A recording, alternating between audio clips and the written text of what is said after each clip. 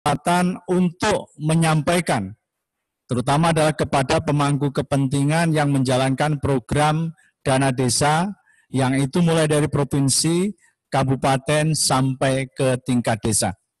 Oleh karena itu, dalam kesempatan kali ini kita berterima kasih, Pak Menteri berkenan langsung untuk menjelaskan kira-kira substansi dari permen tersebut seperti apa.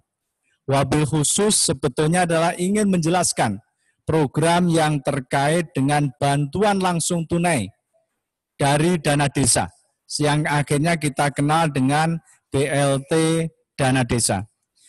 Untuk mempersingkat waktu, kami memberikan kesempatan kepada Pak Menteri untuk menyampaikan atau menjelaskan kira-kira BLT dana desa dan juga terkait dengan Permen nomor 6 tahun 2020. Selanjutnya nanti kami juga akan membuka kesempatan untuk menanyakan. Mohon izin, di dalam layar kami yang mengikuti sudah 371 peserta, 373. Angkanya nambah terus, seperti penghitungan ketika donasi untuk COVID-19 ya. Jadi naik terus. Nah, oleh karena itu kami hanya memberikan kesempatan pada 3 penanya. Lainnya bisa bertanya melalui media-media yang sudah kami siapkan. Kepada Pak Menteri, waktu dan tempat kami persilakan. Assalamualaikum warahmatullahi wabarakatuh. Selamat sore dan salam sejahtera untuk kita semua. Yang saya hormati, saya banggakan para kepala Dinas Pemberdayaan Masyarakat dan Desa, baik tingkat provinsi maupun kabupaten dengan sebutannya masing-masing, para tenaga profesional pendamping, baik tingkat provinsi maupun tingkat kabupaten kota, se-Pulau Sumatera dan sekitarnya. Karena ada Babel, ada Kepulauan Riau. Kepulauan Riau, ada Babel. Mudah-mudahan semua dalam keadaan sehat dan bukan hanya yang hadir, termasuk yang di rumah, semua anggota keluarganya juga dalam keadaan sehat dan terbebas dari COVID-19. Allahumma amin. Bapak Ibu, sahabat-sahabat sekalian, dan saya banggakan, COVID-19 ini memang berbeda dengan krisis-krisis yang pernah kita alami. Kita pernah mengalami krisis ekonomi 98, itu hanya satu sektor ekonomi saja. Kesehatan kita aman, kita mau kemana saja nggak ada masalah, yang penting punya duit. Kita mau bikin acara apa saja boleh, yang penting ada dananya. Nah hari ini, ada dana, tidak ada dana, kita mau kemana, jangankan kok pergi bareng-bareng. Ketemu keluarga saja dibatasi. Bukan karena apa-apa, tapi karena menghindari penyebaran dan penularan COVID-19.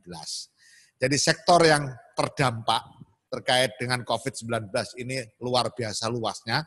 Sektor kesehatan pasti, sektor ekonomi iya, sektor sosial kena, sektor budaya juga kena. Contohnya apa? Budaya mudik. Ini kita sudah berharap dan kita berharap semua warga masyarakat kita himbau yang ada di rantau untuk menunda mudik. Kita tidak bisa melarang mudik, tapi menunda mudik. Demi siapa? Demi kita semua. Yang mudik juga mudah-mudahan tidak terdampak. Yang dimudiki, yang di rumah, yang di kampung halaman juga tidak kena. Itu makanya budaya pun terdampak dari COVID-19. Itulah makanya Bapak Ibu dan sahabat-sahabat sekalian, Kementerian Desa mencoba untuk melakukan berbagai ikhtiar dalam rangka mensikapi dan menangani berbagai hal terkait dengan COVID-19. Sebagaimana dimaklumi, Kementerian Desa sudah mengeluarkan surat edaran nomor 8 yang mengatur 2 hal. Pertama, tentang pencegahan dan penanganan COVID-19. Kemudian yang kedua, padat karya tunai desa. Nah, dalam 2 hal ini perlu saya tegaskan, Bapak Ibu sekalian, ini tolong nanti disosialisasikan ke bawah. Terkait dengan pencegahan dan penanganan COVID-19, dibentuklah relawan desa lawan COVID-19. Atau nama lain, monggo silakan. Mau pakai bahasa lokal, monggo. Tapi yang harus tidak boleh berubah adalah prinsip kerjanya. Prinsip kerja relawan desa lawan COVID-19 adalah prinsip kerja gotong royong. Nah ini makanya kita sampaikan mau pakai nama apa saja boleh, bahkan pakai nama kearifan lokal desanya saja boleh. Yang penting prinsipnya gotong royong. Yang kedua, yang tidak boleh berbeda, yaitu yang dilakukan, yang dikerjakan. Apa yang harus dikerjakan oleh relawan desa lawan COVID-19 atau sebutan lain, yaitu melakukan edukasi, pendidikan kepada masyarakat, termasuk pendidikan dan pemahaman bahwa jenazah orang wafat karena COVID-19 yang sudah ditangani oleh rumah sakit dengan protokol kesehatan sesuai dengan WHO tidak membahayakan, tidak boleh kemudian ditolak, tidak boleh kemudian ada reaksi-reaksi untuk melarang pemakaman di kampung halaman. Saya tidak usah ngomong panjang lebar dalam konteks ini. Saya hanya mengajak kita berandai-andai.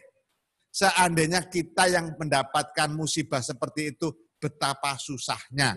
Sudah susah kehilangan anggota keluarga, masih ditambah lagi susah menghadapi masyarakat yang tidak paham. Nah ini maka edukasi sangat penting. Yang kedua, selain edukasi, sosialisasi dan pencegahan, ya penyiapan air mengalir dengan sabun di tempat-tempat umum dan lain-lain sudah jelas, itu urusan pencegahan. Yang kedua, jangan lupa tugasnya adalah melakukan identifikasi dan penyiapan gedung isolasi. Gedung isolasi yang dimaksud adalah gedung-gedung milik umum, misalnya balai desa, sekolah dasar, yang kemudian dipersiapkan untuk isolasi warga desa yang tidak memungkinkan rumahnya untuk melakukan isolasi mandiri. Jadi semangatnya adalah isolasi mandiri di rumah, itu semangatnya bagi warga desa yang ODP. Tetapi kan kita harus paham bahwa tidak semua rumah di kampung saya misalnya, kampung saya tidak semua rumah kamarnya ada. Ada yang ada kamarnya tapi cuma satu misalnya. Sementara keluarga yang kumpul banyak. Nah itu nggak mungkin kan kemudian kita bisa melakukan isolasi mandiri. Makanya desa diharapkan untuk menyiapkan itu. Kemudian yang ketiga, di samping penyiapan ruang isolasi, desa juga membuat posko jaga desa di gerbang desa. Tujuannya apa? Tujuan utamanya adalah memberikan rasa nyaman kepada warga desa. Kenapa kok warga desa mendapatkan rasa nyaman dengan adanya posko jaga desa? Karena tugas posko jaga desa itu adalah memantau keluar masuknya warga desa. Mengawasi, mencermati, memeriksa kalau ada warga desa yang gejala-gejalanya kelihatan kurang baik, ODP langsung dibawa ke karantina. Atau langsung dibawa ke rumah sakit kalau memang sudah PDP, pasien dalam pemantauan. Supaya apa? Supaya desanya tidak terlalu gelisah. Makanya kemudian menjadi aman, nyaman, dan merasa terayomi. Atau ketika ada warga desa dari rantau datang, perlu dicek, diidentifikasi secara dini kondisi kesehatannya. Dan sesuai dengan ketentuan, maka siapapun yang baru datang dari luar daerah, itu harus melakukan isolasi diri secara mandiri. Nah, warga desa yang dari rantau, misalnya dari ibu kota Jakarta, atau dari kota-kota besar lain, atau dari luar negeri, yang pulang ke kampung halaman harus menjalani isolasi diri. Nah, ketika rumahnya tidak mungkin, maka isolasi diri di ruang isolasi yang sudah disiapkan oleh relawan desa. Ini yang terkait dengan pencegahan dan penanganan. Nah, sampai hari ini, Bapak Ibu sekalian, ini yang terpenting, masih terlalu kecil atau masih sedikit sekali desa-desa di kepulauan, di pulau dan kepulauan Sumatera yang sudah melaksanakan itu. Makanya tolong pada kesempatan yang berbahagia ini saya mengajak kita semua, ayo kita persiapkan semaksimal mungkin. Memang pemerintah menghimbau untuk tidak mudik. Bahkan survei yang terbaru dari Kementerian Desa yang dilakukan oleh Pusat Data dan Informasi, 90% kepala desa se-Indonesia sepakat untuk warga yang dirantau menunda mudik. Tetapi itu kan himbauan. Kita juga tidak bisa melarang ketika betul-betul mereka pulang. Namanya juga warga desa. Nah, makanya tolong bagi desa-desa yang belum menyiapkan ruang isolasi desa, segera disiapkan ruang isolasi desa. Bapak Ibu sekalian dan sahabat-sahabat yang saya banggakan, yang kedua terkait dengan padat karya tunai desa. Padat karya tunai desa, namanya saja padat karya tunai desa. Ini berbeda dengan padat karya tunai di tempat-tempat lain atau padat karya di tempat-tempat lain. Di PUPR itu ada padat karya. Di Kementerian Pertanian ada padat karya. Di Kementerian Naker ada padat karya. Tapi padat karya tunai desa berbeda. Apa yang membedakan? Pertama, padat karya tunai desa bersumber dari dana desa. Yang kedua, padat karya tunai desa melibatkan warga desa dari kelompok warga miskin, warga yang penganggur atau setengah penganggur, serta warga desa yang memiliki kekhasan atau kelompok situasi difabel misalnya. Nah itu, jadi syaratnya itu yang dilibatkan di dalam padat karya tunai desa. Sehingga jelas bahwa padat karya tunai desa tidak mengharuskan adanya keahlian bagi sebagian besar tenaga kerjanya. Kalau ada tenaga kerja yang ahli mungkin 1-2 cukup. Misalnya menata batu di jalan, mungkin butuh tenaga ahli. Tetapi yang terbanyak adalah tenaga kerja. Itulah makanya padat karya tunai desa itu harus melibatkan banyak orang. Tidak boleh hanya 5-10, kalau bisa 40-50 itu yang terlibat. Dan dari kelompok tadi yang saya sebut. Nah, kemudian upah, komponen upah mesti lebih besar daripada komponen non-upah. Nah, sampai hari ini masih banyak kita temukan anggaran padat karya tunai desa yang komponen upahnya di bawah komponen non-upah. Nah, ini tolong segera dibenahi. Sahabat sekalian, Bapak Ibu yang saya hormati, kemudian yang ketiga, yang terbaru, kebijakan Kementerian Desa, yang kemudian tidak dituangkan dalam surat edaran, tetapi dituangkan dalam perubahan peraturan Menteri Desa. Kenapa kok begitu? Karena memang bantuan langsung tunai ini belum ada sama sekali disinggung di Permendes nomor 11 tahun 2019. Makanya kita tidak bisa mengeluarkan SE. Belum ada cantolan yang kuat di Permendes. Satu-satunya adalah merubah Permendes itu sendiri. Dasarnya apa Permendes merubah? Pertama, Perpu, Peraturan Pemerintah Pengganti Undang-Undang. Dan berbagai keputusan Presiden yang menyatakan dan menjelaskan bahwa situasi kita, situasi negara, situasi bangsa dengan pandemi COVID-19 ini termasuk situasi darurat. Nah itulah makanya Permendes nomor 6 kita keluarkan sebagai perubahan atas Permendes nomor 11. Karena memang darurat semuanya, maka semua bekerja, semua melakukan percepatan. Kementerian Hukum dan HAM hanya 8 jam. Ya, Permendes yang sudah saya tanda tangani, masuk Kementerian Hukum dan HAM untuk diundangkan, itu hanya 8 jam sudah selesai. Padahal biasanya berhari-hari. Kenapa? Ya memang semua darurat, maka harus segera ditangani. Makanya dalam waktu pendek sudah keluar. Nah, bantuan langsung tunai desa ini juga harus diakomodasi di dalam APBDes. Makanya jelas di dalam Permendes nomor 6 tahun 2020 jelas sekali di sana segera dilakukan perubahan APBDes, baik yang dana desanya sudah cair maupun yang dana desanya belum cair, segera melakukan perubahan APBDes. Apa dasarnya kok dilakukan perubahan APBDes? Dasarnya Permendes nomor 6 tahun 2020. Bagaimana cara perubahannya? Mudah. Nanti Permendagri akan mengeluarkan itu dan kita minta untuk dipermudah. Dan di Permendagri nomor 20 tahun 2018 sudah jelas di sana diatur melakukan perubahan APBDes. Apalagi dalam situasi darurat seperti ini. Nah, Bapak, Ibu, dan sahabat-sahabat sekalian yang saya hormati, terkait dengan bantuan langsung tunai desa. Pertama, siapa sih sasarannya? Sasarannya adalah warga miskin desa. Jadi desa di situ, bukan desa tempat lain. Siapa warga miskin desa? Ya siapa saja warga miskin desa. Gak usah ditanya ini ber-KTP sini atau enggak. Pokoknya warga desa mengatakan itu warga desa, ya sudah, itu adalah warga.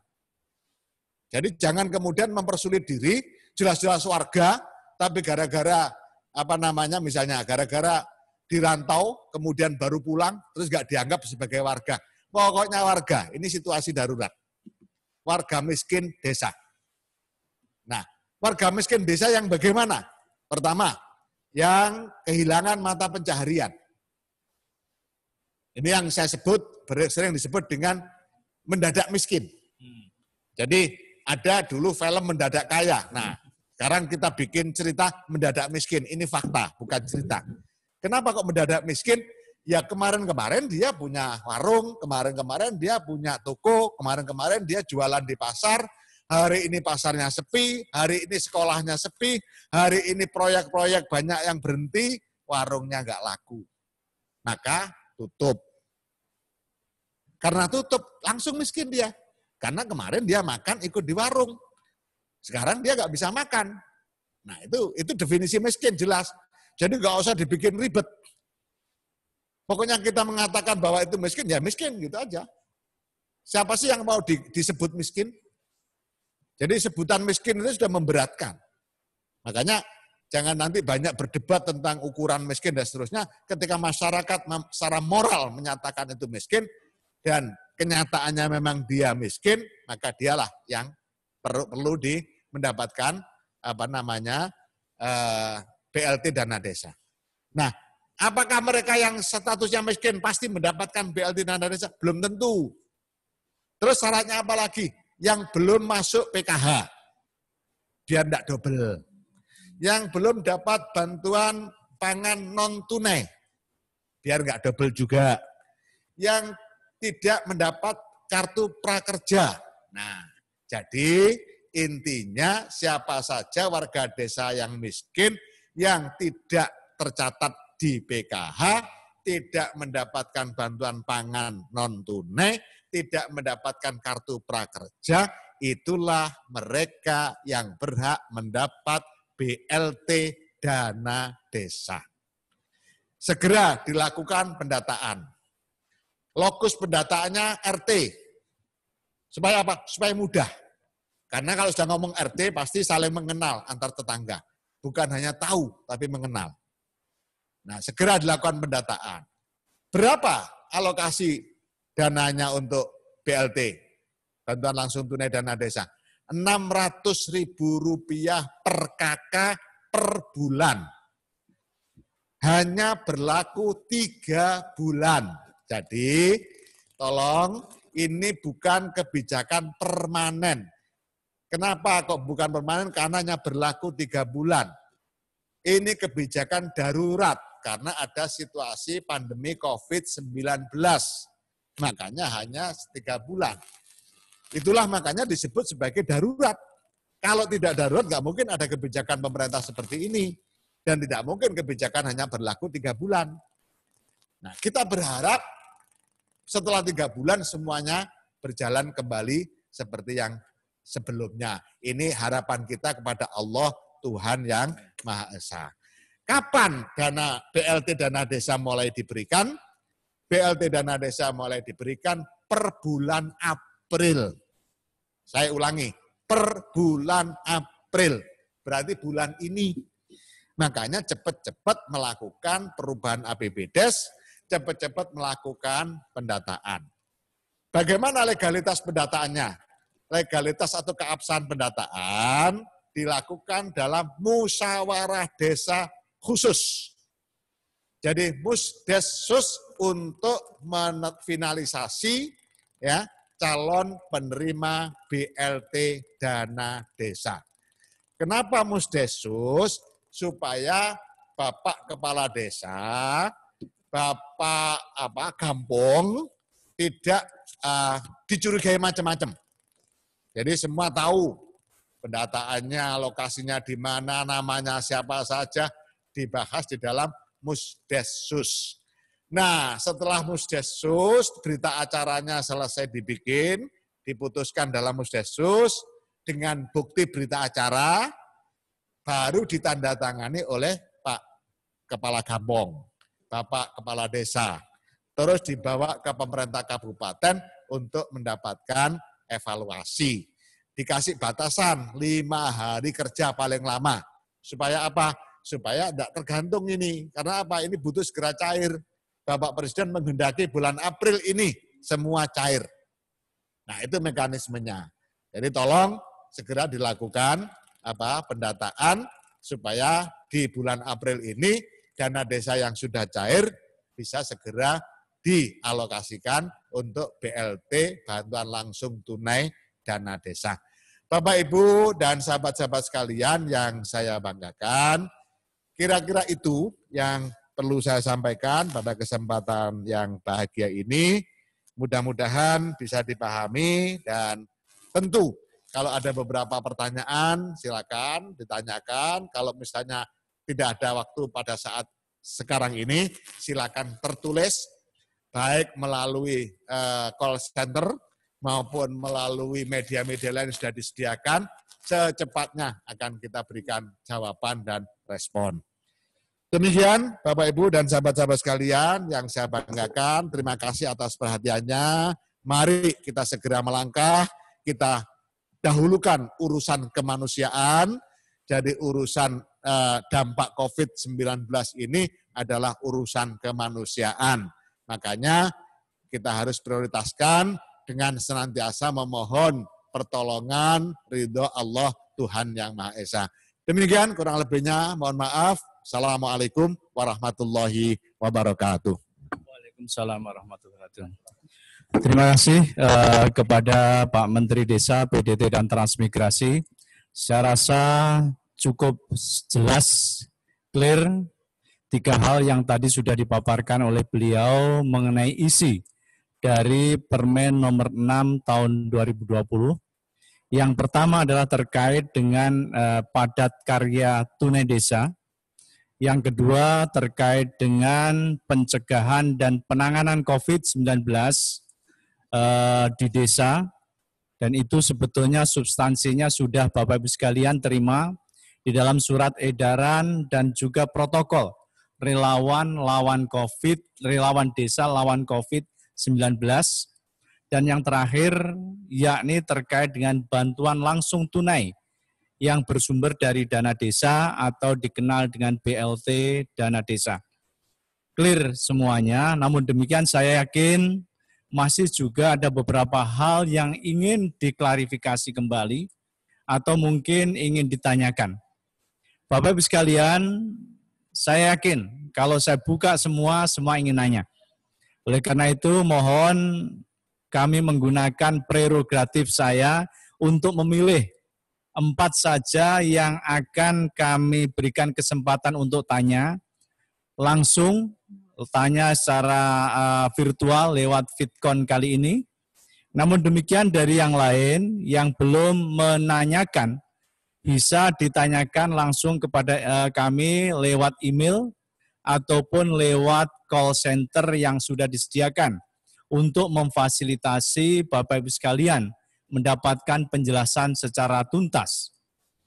Nah, kesempatan ini pertama adalah kami berikan kepada, karena ini berdasarkan urutan, mudah-mudahan juga mencerminkan dari sumber persoalan-persoalan yang mungkin Bapak Ibu sekalian sudah identifikasi. Satu dari DPMD Provinsi Sumatera Barat, kemudian yang kedua dari DPMD Provinsi Sumatera Utara, yang ketiga dari DPMD Provinsi Sumatera Selatan, yang keempat adalah dari DPMD Provinsi Kepulauan Riau. Pertama, saya berikan kesempatan silakan kepada Ketua DPMD Provinsi Sumatera Barat.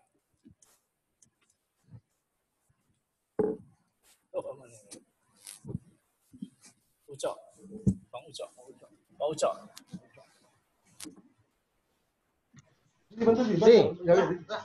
Iya ngatur Pak. Ini ngatur. Iya ngatur. Kok muti itu enggak dong? Enggak.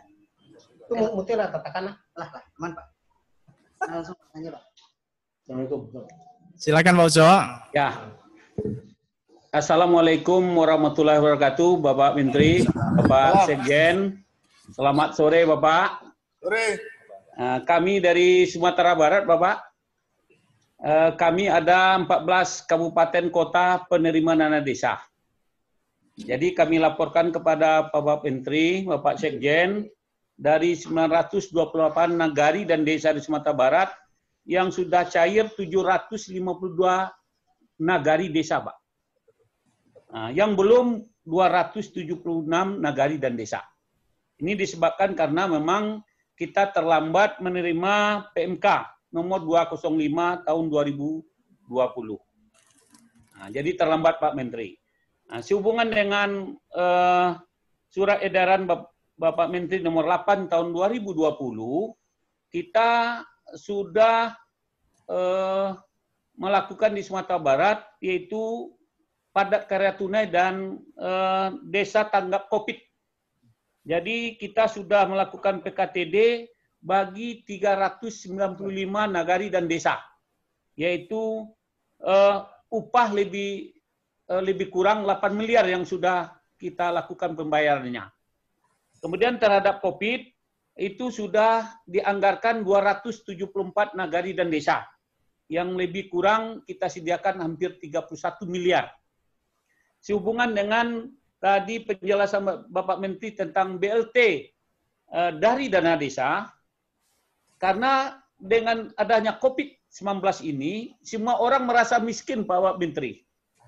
Dia sudah terima PKH, dia sudah terima bantuan pangan non-tunai, dia sudah terima kartu prakerja, tapi merasa miskin. Kenapa? Karena 200.000 per kakak tiap bulan.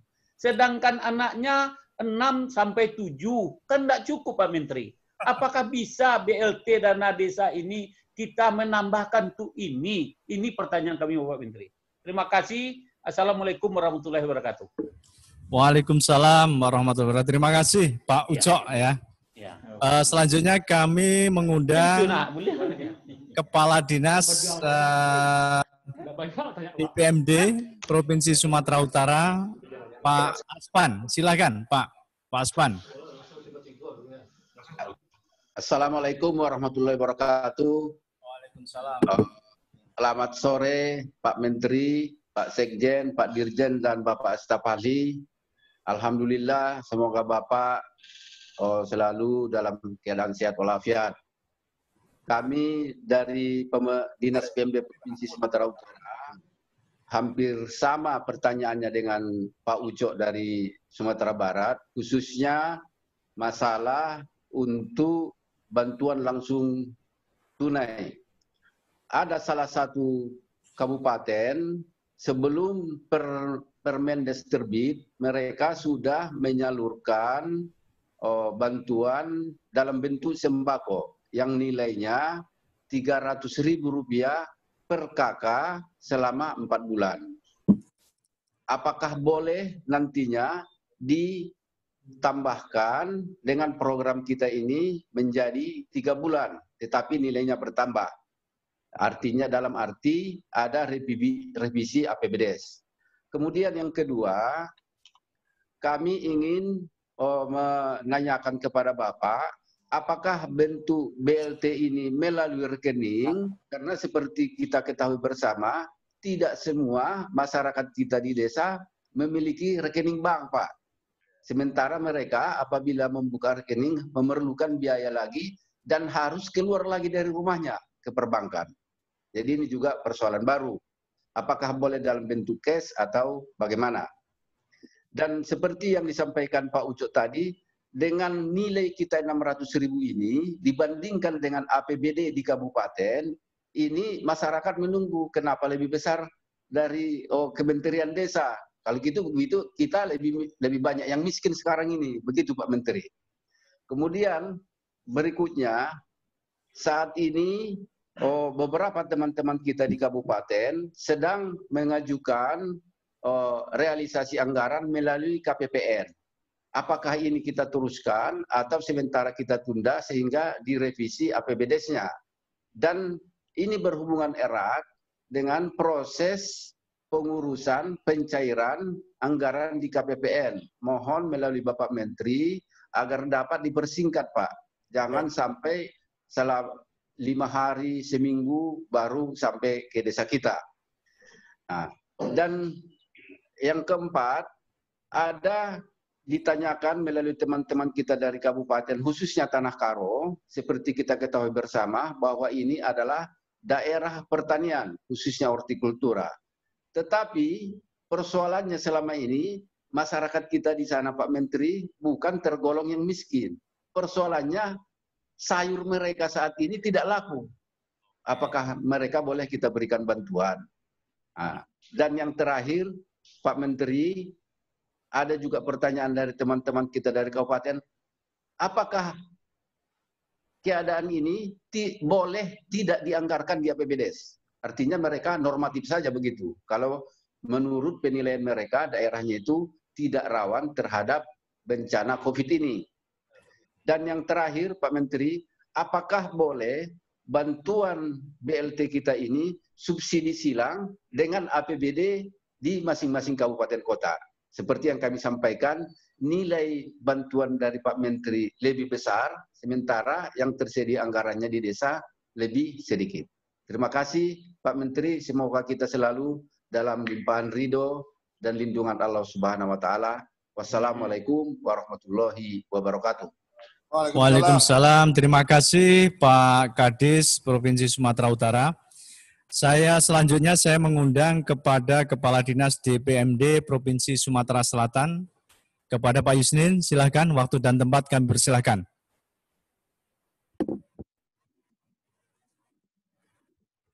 Pak Yusnin. Halo. Selamat sore, Pak. Sore, Pak. Ya.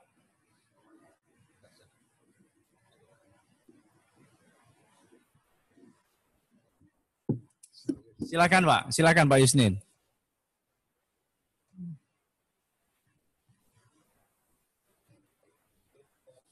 Pak Yusnin dari Sumatera Selatan. Ini Pak Aspan. Atau kalau enggak sambil mungkin Pak Yusnin ke Kepulauan Riau, Kepala Dinas DPMD Provinsi. Udah. Oh, Pak Sardison, silakan Pak Sardison. Ya, siap Pak Sekjen. Assalamualaikum warahmatullahi wabarakatuh. Selamat sore Bapak Menteri yang sama-sama kita hormati dan kita banggakan. Pak Sekjen, Pak Dirjen PPMD dan Direktur yang hadir mungkin, rekan-rekan Kadis PMD Provinsi dan Kabupaten yang hadir dalam Vikon ini, serta para tenaga ahli media provinsi dan kabupaten. Izin Pak Menteri, ada beberapa pertanyaan yang kami siapkan terkait dengan surat edaran ataupun perubahan Permendes. Yang pertama, ada instruksi langsung bahwa izin buka masker supaya Pak Menteri lebih ingat wajahnya gitu. Oh iya. Ya, sebenarnya ada instruksi dari perubahan-perubahan itu supaya desa langsung merubah APBDes-nya. Yang jadi pertanyaan itu, apakah perlu lagi Bupati membuat perbub merevisi Pergub yang sudah ada supaya juga desa merevisi itu. Yang itu pertama. Yang kedua, sama dengan yang ditanyakan rekan kita dari Sumut tadi, kita di Kepri ini, Pak Menteri, ada 275 desa tersebar di 5 kabupaten. Memang desanya sedikit, Pak Menteri, tidak sebanyak Sumatera Utara yang 5 ribuan, tapi rentang kendali atau jarak dari pulau, dari desa, dari kampung itu cukup besar. Jarak tempuh melalui kapal ataupun pompong angkutan desa itu. Pertanyaannya, apakah yang BLT yang menjadi kebijakan terakhir itu memang pasti atau mesti harus lewat rekening gitu? Karena untuk pengurusan rekening itu dari kampung desa itu ke itu biayanya cukup besar juga, kemudian jarak rentang juga jauh, dan sekarang antar desa itu saling menjaga jangan sampai masuk warga desa. Misalnya dari desa ini ke desa ini dibatasi supaya juga ini menghindari COVID itu. Itu yang kedua. Yang ketiga, Pak Menteri, izin menyampaikan, ada di Kepri juga dari 5 kabupaten, ada 2 kabupaten dapat reward kemarin Pak Menteri. Jadi ada pencarian tahap pertama, yang kedua sekaligus. Ada 2 kabupaten yaitu Kabupaten Anambas dan Kabupaten Natuna. Jadi 40% kabupaten di Kepri itu mendapat reward pencairan sekaligus, tahap pertama dan kedua.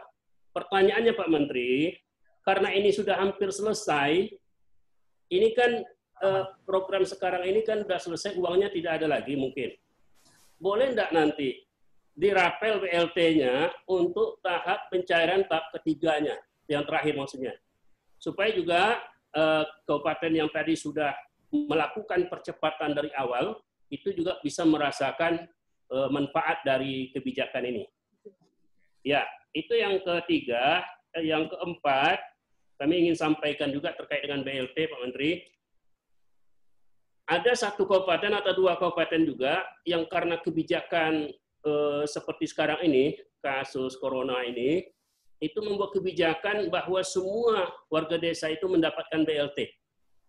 Artinya kabupaten menghandle, atau mungkin juga dari ada program PKH-nya, artinya desa tidak punya ruang lagi sebenarnya dari semua penduduk desa itu, karena yang tidak diberikan bantuan itu hanya perangkat desa, kepala desa.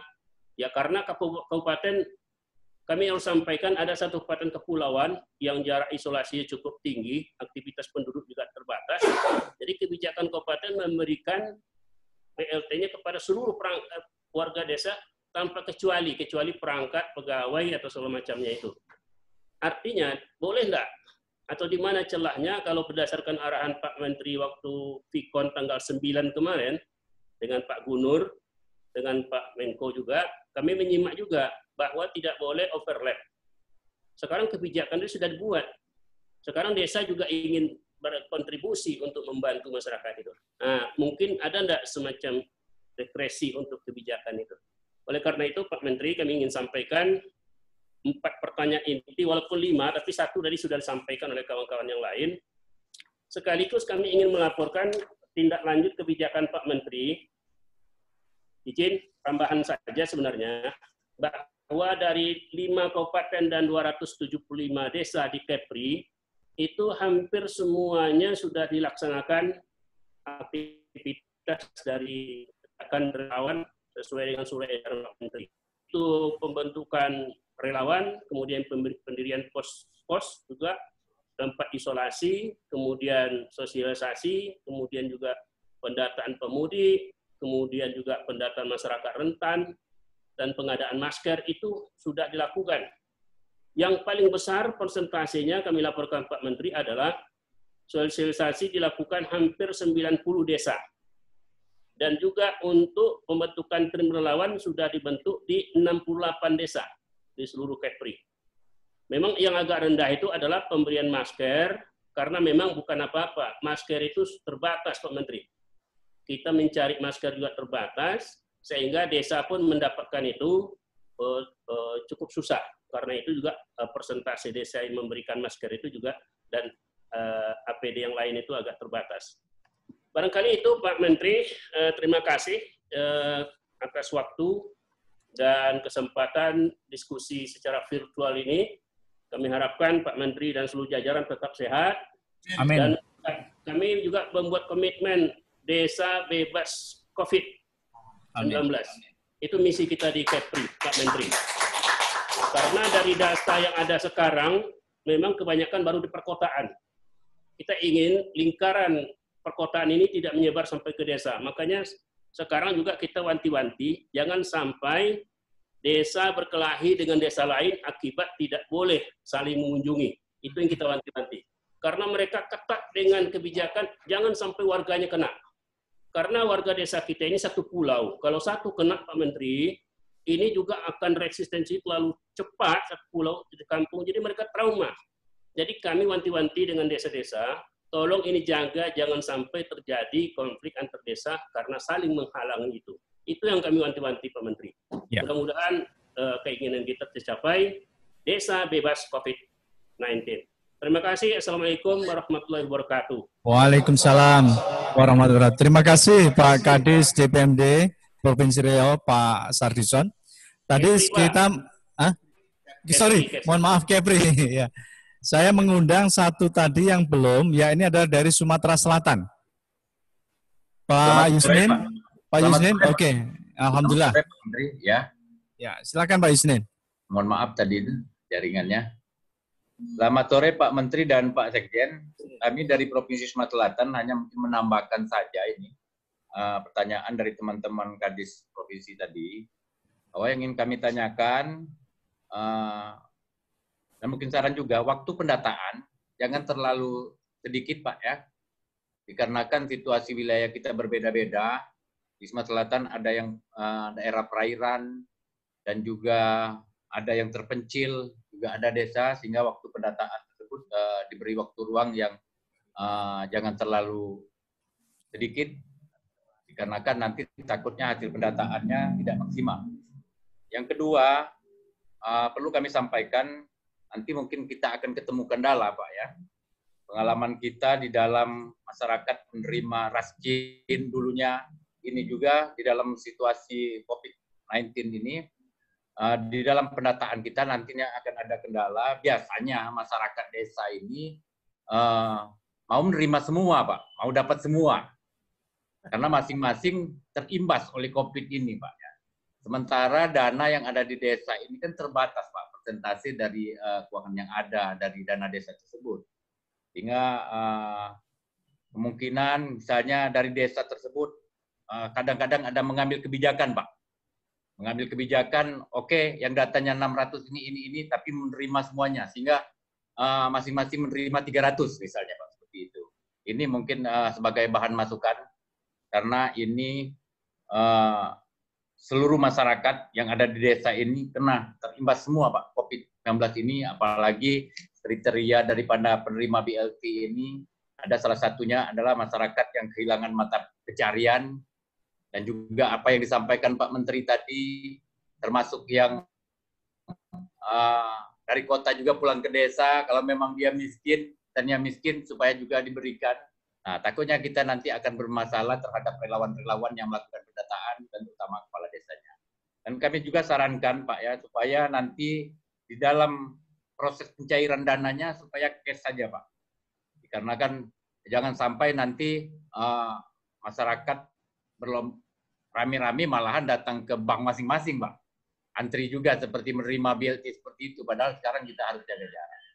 Mungkin itu saja Pak Menteri, Pak Sekjen yang dapat kami tanyakan, dan saran kami dari Provinsi Sumatera Selatan. Mohon maaf kalau ada kesalahan. Terima kasih. Wassalamualaikum warahmatullahi wabarakatuh. Waalaikumsalam warahmatullahi wabarakatuh. Terima kasih Pak Kadis dari Provinsi Sumatera Selatan, Pak Yusnin.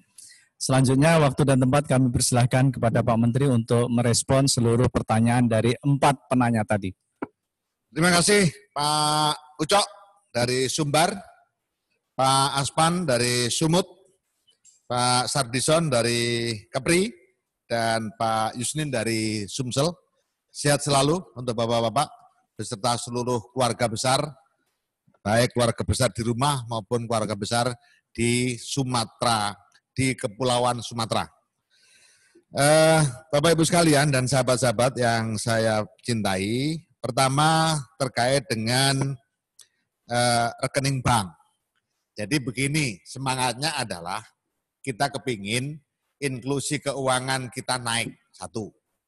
Yang kedua, Kementerian Desa selalu berharap pada saatnya nanti seluruh desa menggunakan manajemen dana desanya non-tunai. Bahkan padat karya tunai pun diberikan dalam keadaan non-tunai. Supaya apa? Supaya meringankan beban kepala desa. Itu semangatnya. Itulah makanya kita juga sudah memberikan informasi kepada Himbara, perbankan milik negara, untuk memfasilitasi desa-desa dalam pembukaan rekening. Jangan ada pungutan, pokoknya buka aja rekening. Masalah nanti terpakai 3 bulan itu urusan nanti. Nah ini Himbara, Himpunan Bank Negara sudah sepakat. Semangatnya seperti itu Bapak. Tetapi namanya juga situasi dan kondisi di daerah itu bisa berbeda-beda. Maka monggo silahkan kalau memang sudah terpaksa nggak mungkin pakai non-tunai, bisanya untuk kemudahan pakai tunai, pakailah tunai, enggak apa-apa. Yang penting pelayanannya baik dan tidak menimbulkan masalah. Jadi semangatnya memang non-tunai, tapi tetap kita sangat memahami situasi dan kondisi masing-masing daerah. Kemudian yang kedua terkait dengan KPPN, kita sudah pernah berkomunikasi dengan Kementerian Keuangan dan kita berharap memang ada percepatan. Ini nanti akan kita sampaikan lagi terkait dengan aspirasi untuk percepatan penyelesaian di KPPN. Sebenarnya Bapak, normatifnya KPPN itu sudah tidak usah menverifikasi lagi normatifnya. Karena apa? Kalau sudah 3 syarat terpenuhi sesuai dengan PMK Keuangan, Perbub sudah keluar, surat kuasa pemindah bukuan sudah dikeluarkan juga oleh Bupati, itu otomatis APBDes juga sudah selesai dan sudah dievaluasi oleh pemerintah kabupaten, selesai sudah. Mestinya kan begitu normatifnya.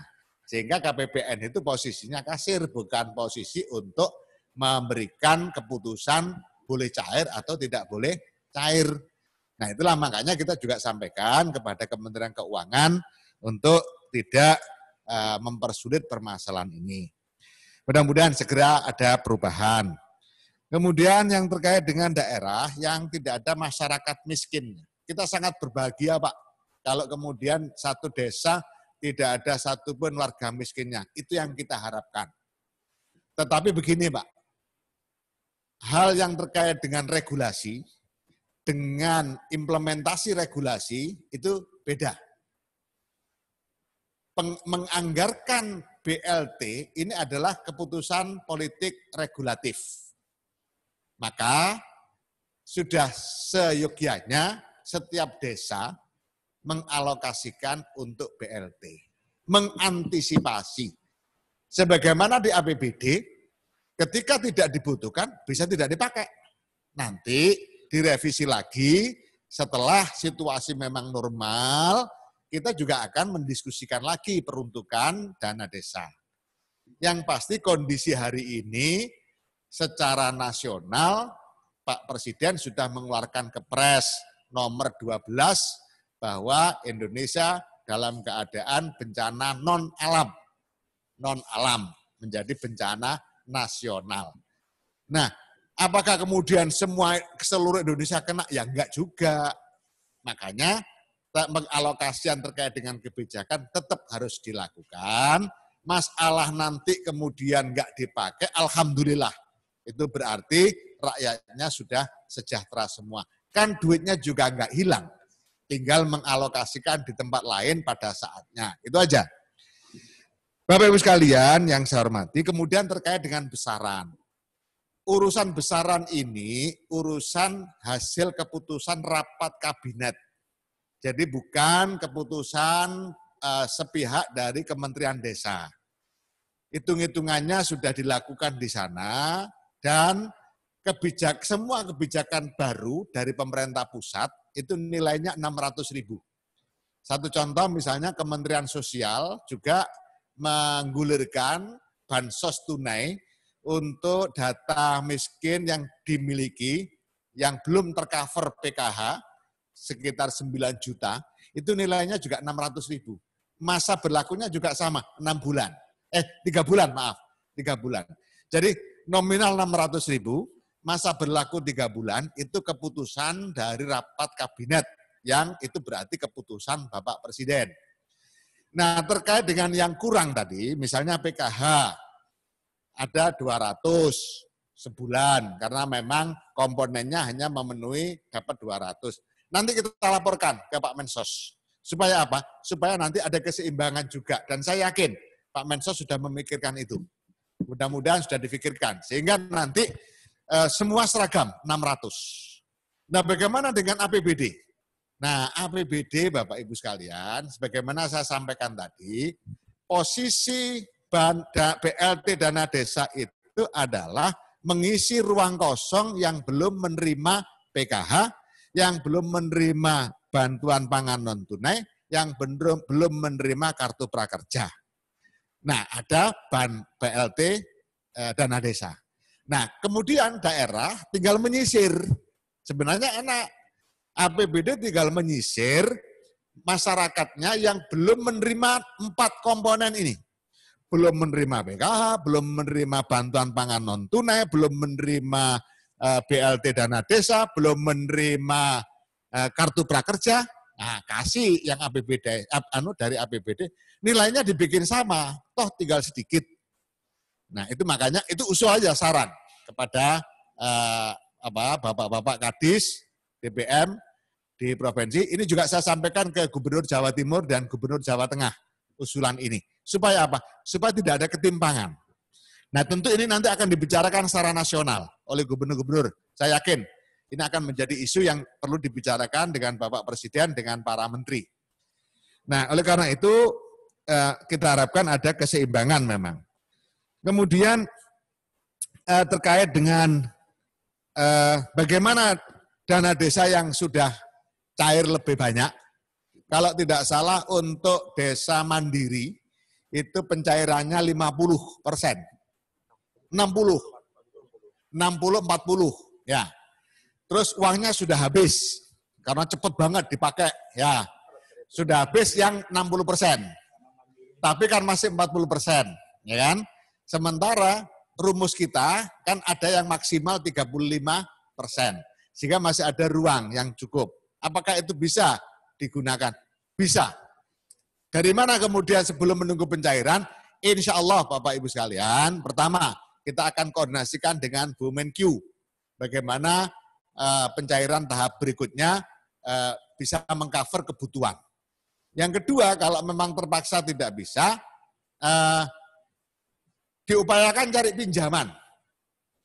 Tetapi yang penting, apapun ikhtiarnya, usulan saya yang penting jangan sampai kemudian desa lain sudah menerima, kemudian desa mandiri malah belum menerima. Nah, ini yang harus diantisipasi. Itu urusan kearifan lokal, saya pikir lebih cerdas daripada kami yang di sini, sehingga bagaimana antisipasinya pasti sudah sangat dikuasai. Kemudian yang terkait dengan belum bisa mengcover data. Jadi misalnya, desanya di bawah 800 juta. Berarti dia menurut Permen mengalokasikan 25%. 25% dari 800 berarti 200 juta. 200 juta dibagi 1.800.000. Berapa jumlahnya? 200 juta dibagi 1.800.000. Berapa ketemunya itu? Berapa? 200 misalnya. Sementara data warga miskinnya 250. Berarti kurang 50. Padahal jelas-jelas membutuhkan sampai kurang 50. Ini kalau tidak dipenuhi 50 akan jadi rame. Karena yang 200 dapat, yang 50 tidak dapat. Padahal sama-sama membutuhkan. PKH sudah enggak ada, APBD sudah enggak ada. Pokoknya sudah enggak ada. Semua kebijakan sudah tutup. Bagaimana? Silahkan ditambahi. Tidak harus 25%, boleh lebih dari 25% untuk nutup yang 50 tadi. Dengan catatan validasi datanya tadi betul-betul divalidasi oleh pemerintah kabupaten. Nah, jadi untuk extraordinary seperti itu silakan diputuskan bersama-sama dengan pemerintah kabupaten. Tapi intinya boleh.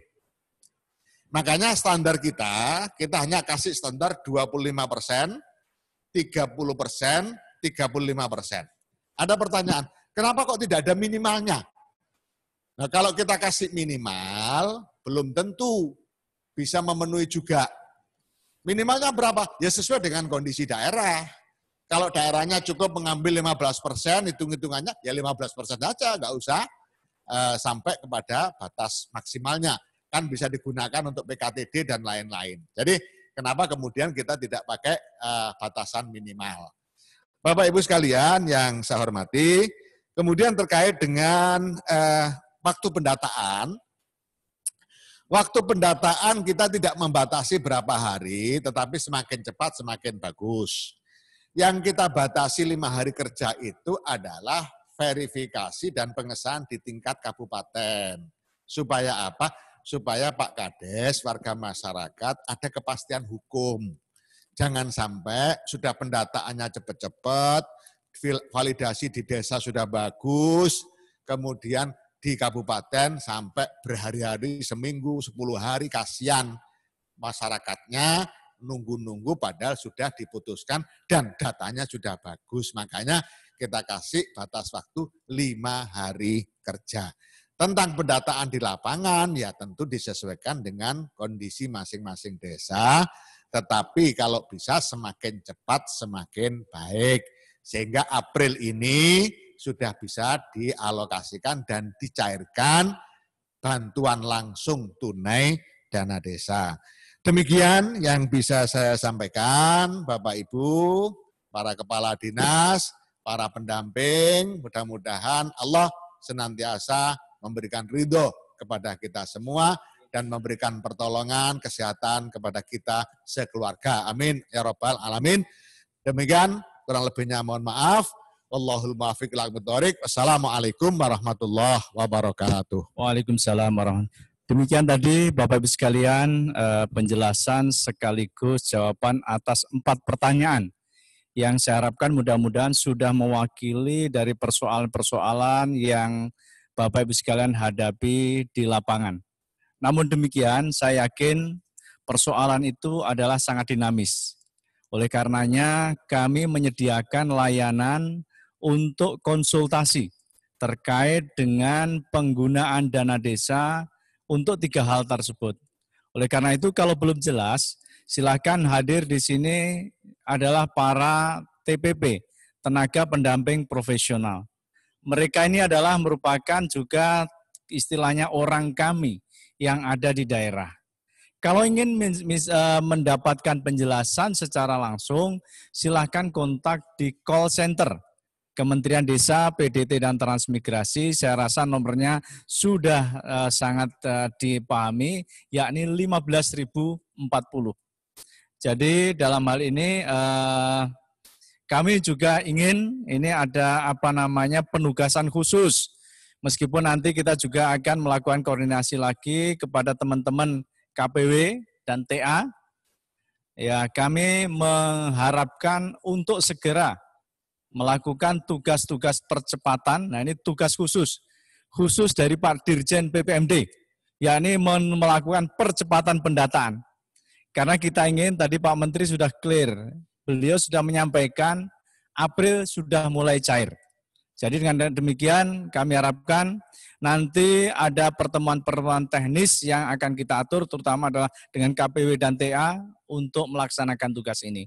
Bapak Ibu sekalian yang saya hormati, Pak Menteri yang kita hormati bersama, saya rasa demikian penjelasan Bapak Menteri Desa, PDT, dan Transmigrasi terkait dengan Permen nomor 6 tahun 2020 tentang perubahan Permen nomor 11 tahun 2019 tentang prioritas penggunaan dana desa. Bapak-Ibu sekalian, selamat bertugas semuanya. Semoga kita senantiasa dalam lindungan dan naungan rahmat, taufik, serta hidayah dari Allah Subhanahu wa Ta'ala, sehingga apapun persoalan yang kita hadapi, kita selalu disediakan satu solusi untuk memecahkannya. Terima kasih, sampai ketemu di lain kesempatan. Akhirul kalam, wassalamualaikum warahmatullahi wabarakatuh.